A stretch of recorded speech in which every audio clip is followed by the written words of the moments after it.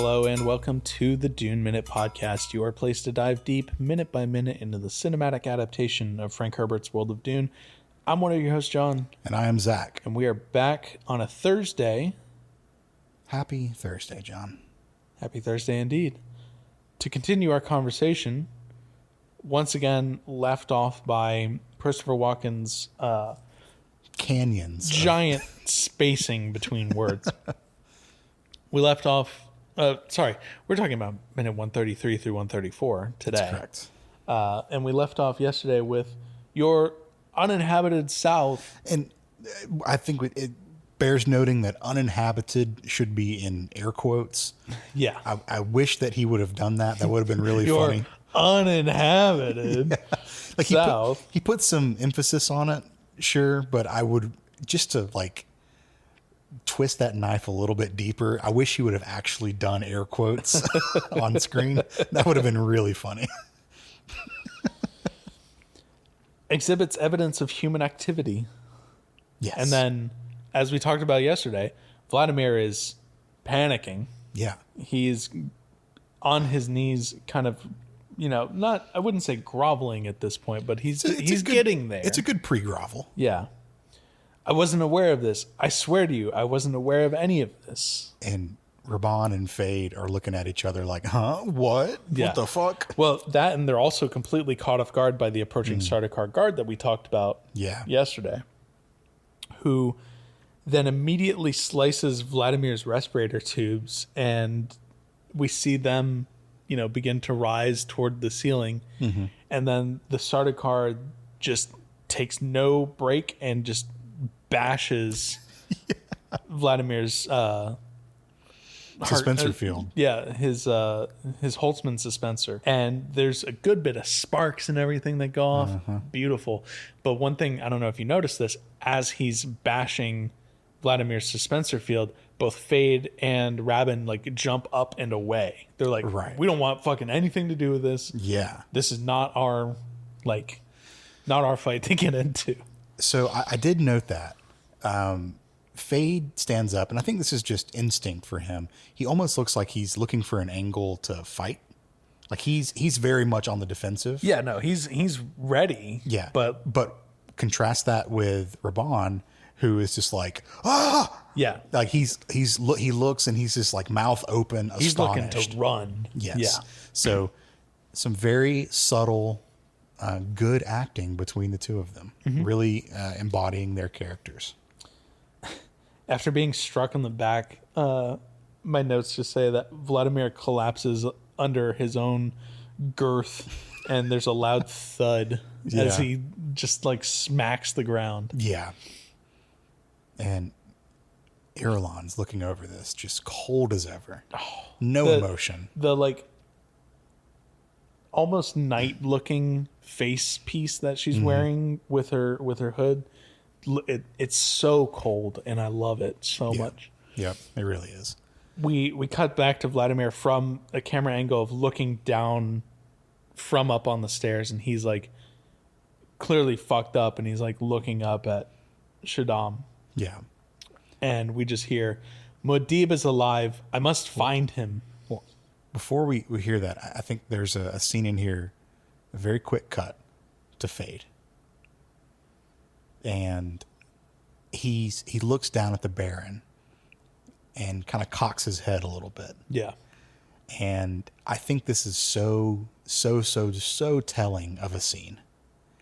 I don't think he's that upset at all about Fade? Yeah. No, absolutely not. Fade does not give two shits. No, about Fade's like, oh shit, dude, I guess I'm Baron now. Yeah, no, he's like, this is exactly what I wanted. Yeah. He is immediately switching sides, switching his allegiance over to the Emperor. I think, and I know that we see that later in the movie, but I think this is the moment where it happens. Yeah. No, Fade recognizes his uncle is dead at this point. Yeah. Whether it's immediate or very, very soon. Mm-hmm. Vladimir's not making his way out of this one alive. No. So it's his time to be Baron. Yep. And this is one of the moments that I feel a little bummed that we didn't get more of the power struggle dynamic between Vladimir and Fade that we get in the book. Yeah. But I understand that the movie, like, it was probably shot. It was almost certainly shot and then, cut for time. Yeah. It's one of those things like where it would have been really nice to see it on screen. Yeah. But it's also something that you could pick up implicitly as you're watching the movie. So unfortunately, one of those things that is easily cut for time. Yeah. There are other things that I would have much preferred be in this movie. Sure. And after Shaddam says Muad'Dib is alive, I must find him, we see a blade come down to Vladimir's neck. Mm-hmm. So, yeah, it's not looking too good. It's not for old Vlad here. Not a good time. No. And then the rest of our minute is also in silence. Well, kind of. I mean, we have the sounds of the storm and we have, desert sounds and everything, but we are outside. We are amongst the Sardaukar, who are all standing in formation. It must be hot as fuck in those suits. Yeah, and they're in full suits. Yeah. Full suit, full helmet, just out there. And flags are flying in the wind. Flags are flying in the wind. Everyone's just kind of out there standing. They're looking up at the ridge, looking up at the storm. No. And Zach, I have an update for you. Earlier this week, we talked about the troop transport ships and their like super cool design. Yeah. And at the time, we had 13 troop transport ships. Okay. There are now 22 troop transport ships that are on the ground. That's 9 more. That's 9 more. Yeah. So even more troops are out in formation. Man. Now, I wanted to talk about the flags for a second. Okay. And this is really my, I guess, pretty much my book notes for this episode. Okay. They, and by they I mean Frank Herbert, make a really big point to talk a lot about the flags. Okay. So, and I'm talking like at least 2 or 3 paragraphs worth of dialogue between Paul, Gurney, and Stilgar about the flags that are flying on the Emperor's cohort. Sure. So in the book at this point, it is just the Emperor that has landed on the surface and his cohort, like I said. But there are all of the great houses are already amassed in space. And that's one of the differences is the great houses have only up until now just been notified. Right. So they're not in orbit just yet. Right. The Spacing Guild obviously is up there as well. Sure. And they are preventing anyone else from landing because they do not want any, one family to come in and just like, interject themselves and like take control. Sure. Because Spacing Guild, as we all know, is only really concerned about the spice production. They don't give a shit who runs the planet. Yeah. Now the Emperor, and this is all coming from Paul and Gurney's like dialogue in the book. The Emperor had a choice. He could fly the Imperial flag to remain, somewhat impartial, but still kind of self-aggrandizing. Sure. He could fly the Harkonnen flag to say that he, stood with the Harkonnens and, who are, the taking or who currently have control over the planet. Or he could do a third thing, which is what he does, and he flies the Chom flag, which is a very pointed message to all of the other great houses around that the Emperor is taking pretty much the same attitude that the Spacing Guild is taking. And I don't give a shit who runs this planet. Yeah. I am here because this is an economic benefit, and without the resources in this planet, we are fucked. Mm-hmm. And this skirmish is really fucking inconvenient. It's a big fucking waste of everyone's time. Right. So I think it's when I saw the Carino flags flying over the Sardaukar like officers and soldiers. I was like, sure, whatever, that makes sense for the movie. I don't know if these are Carino flags or Sardaukar flags, because all of this, this iconography that we've seen up to this point, and there's nothing about the flags in Art and Soul. I looked, but all this iconography that we saw up to this point seemed to indicate Sardaukar rather than Carino. Okay, though we don't have any Carino iconography really to go off of either. And I can't remember Prophecy. Did they ever give a sigil in Prophecy? I don't remember. I can't remember. Okay. Sardaukar / Carino. I'm going to use them interchangeable. Sure. But when I saw that sigil being flown over the troops, I was like, okay, fine, sure. I get the point. It's not. They're not going to get into Chom. Chom has not even been mentioned since the very beginning of the series. The very beginning of movie 1, pretty much. So there's no reason for Chom's not even mentioned. Is it not? I thought they at least name dropped Chom. I don't think they did. Yeesh. Well, if they didn't, boo on them. If they did, then that's the last time it was mentioned. Yeah. There's no way that they would have played that subtlety into the movie. No, absolutely no shot. No. But it's a fun one. It would be a cool, hey nerds, we see you kind of thing. But no, there's no way they are going to do that. But I did want to at least talk about it here, because that is a very explicit time where we're seeing the Emperor is taking a side, and the side is to the economy, pretty much. Yeah. It does not matter who is contributing to the economy as long as the economy is booming, baby. So that's a real Reaganite. Right. Well, I mean, when Herbert was writing this in the 60s, and that was maybe not at the height of the 80s Reaganomics, but it was definitely an undercurrent that was happening then. No, it wasn't. You don't think that absolutely not. The conservative economic policies were not alive and well in the 60s? The conservative economic policies were alive. They were not well because you had JFK I'm talking about the undercurrent here. I'm not saying that they were at the height that they were at in the 80s. I'm saying that they were still there.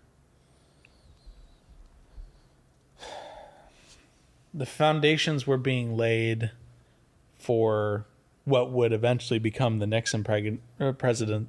I almost said pregnancy.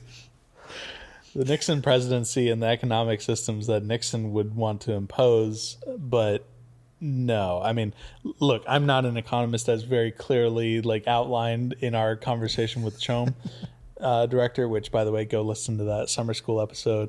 I think if Frank was going to be writing about a topical thing, this would have been a good flag for that. I say that with irony there. This would have been a good, social notion to draw attention to. I don't know enough about this to have more things to say definitively. Fair enough. I'm about at the end of my my knowledge as well. So, but I'm going to defer to other people with more knowledge on this one. If I'm wrong, tell me, please. But this is what I think was the intention behind Frank Herbert's writing. I could be wrong, and I could just be reading way too much into it. Oh, you think the people who do a minute-by-minute analysis of the Dune movies are reading too much into it? Nah, that couldn't be us. Anyways, we're not ending the minute on the Sardaukar though, because we still have a solid 16 seconds. I counted them of some good old thumping, bruh. And not only are we thumping, we're thumping all over the place. We have coordinated thumping. We have coordinated but also syncopated thumping. Oh, yes. There are thumpers all over the place. I counted 5. I counted. Well, so it was one of those situations of okay, is this just kind of re-angled or whatever? 5 was the safe number. I initially counted 6, but I realized that was just a little speck on my monitor. Yeah. So there's at least 5, probably more, but there's some a thumping going on, and we end our minute with a different. If this Dune's a thumping, don't come a dumping. I don't know. Stilgar's kind of squatting in the next scene. So, well, I was going to say we end our scene with a different army, and this time being led by Stilgar. Yes, who, as we know, is coming in from the west, with the distraction force, as it were. He's doing his best Slav squat on the sand. He's got a fistful of sand that he's letting just kind of like fly off in the wind. And behind him, a different flag. We have an Atreides flag that we have seen before. Yes, we do. In the prescient visions that Paul had inside of the still tent when he had his first like mega dose of spice. Well, sorry, his second mega dose of spice. Right. And gone are the emerald green and silver of the Atreides eagle of the past. And this army bears the colors of the Atreides eagle in the tones of the desert, the tans, the browns. Got a nice desert tan. Yeah. I love a good desert tan. And the thing about Arrakis is that the worm always comes. Worm always comes. Now, my only other note for this minute was, did you notice how well the thumper sound blended and transitioned into the drum beat music that we get while we're like at the very end of this minute? Why, yes, I did. Oh God, it was so good. I had to listen to it at least twice. Yeah. So wonderful. I love when sound effects and music scores work together like that. Oh yeah, when the diegetic fades from being diegetic to whatever the opposite of diegetic is. Yeah, it was wonderful. This is Thumper Central. Yeah, in the last couple of seconds here. I'm sure we'll eventually get some worm. Show worm on Maine. Show worm, show hole. Worm on Maine. But that's it for minute 133 through 134. Yeah, that's no more book notes for me. Guess we'll have to come back and wrap this week up tomorrow then. Let's do that. Okay. Let's do it. Cool. As always, the Dune Minute is online though, and you can find us on Blue Sky. We are at duneminute.com, and you can email duneminute@gmail.com to get in touch with us the old-fashioned way. We'll see you then to wrap this week up on a Friday episode. All right, see you then.